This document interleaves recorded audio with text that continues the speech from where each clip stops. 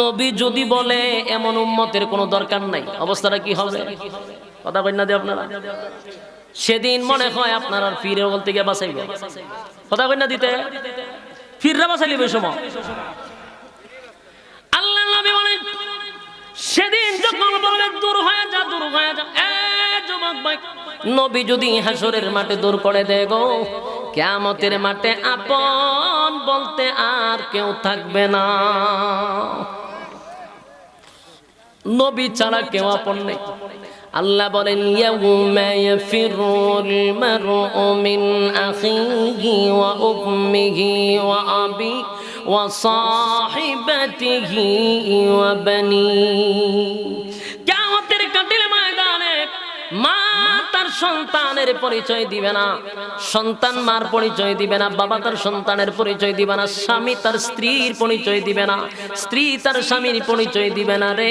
সেদিন একমাত্র নবী ছাড়া কিয়ামতের মাঠে সুপারিশ করনেওয়ালা কেউ নাই। কথা বুঝতেছে? যুবক ভাই, এই জন্য দুনিয়াতে যতদিন থাকবো কোরআন এবং সুন্নাহ অনুযায়ী আমল করার চেষ্টা করব, ঠিক কিনা বলেন? বাড়াবাড়িত নাই, সারাসারিত নাই। আমরা কোরআন এবং সুন্নাহ আলেম ওলামারা যা বলে আমরা সে অনুযায়ী আমল করব, ঠিক কিনা? কথা কয় না?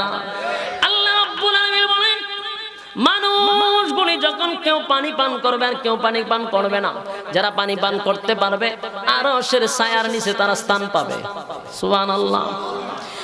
আর যারা পানি পান করবে না, উফাইত থাকবে না, উফাইত থাকবে না।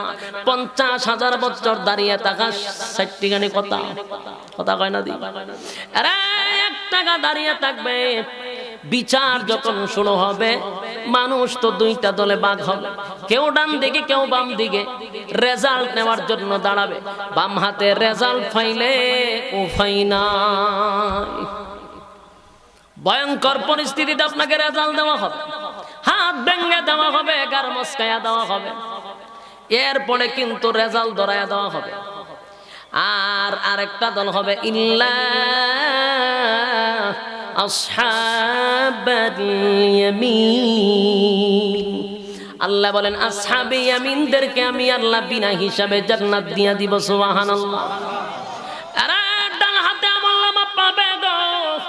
রব্বে কারীম দুনিয়ার জমিনে আমি আল্লাহর হুকুম আমার রাসূলের তরিকা অনুযায়ী যারা জীবন যাপন করছে, বাড়াবাড়িত নাই, সারাসারিত নাই, তারা একটা অবস্থানে থাকছে, কোনো বাড়াবাড়িতে উলামায়ে কেরামদের কথা অনুযায়ী আমল করছে, আমি আল্লাহর হুকুম মানছে, রাসূলের তরিকা মানছে, ওই সমস্ত উম্মতদেরকে রাসূল বলেন ডান হাতে তাদেরকে আমলনামা দিবে, আমলনামা লইয়া খুশিতে লাফাইতে থাকবে।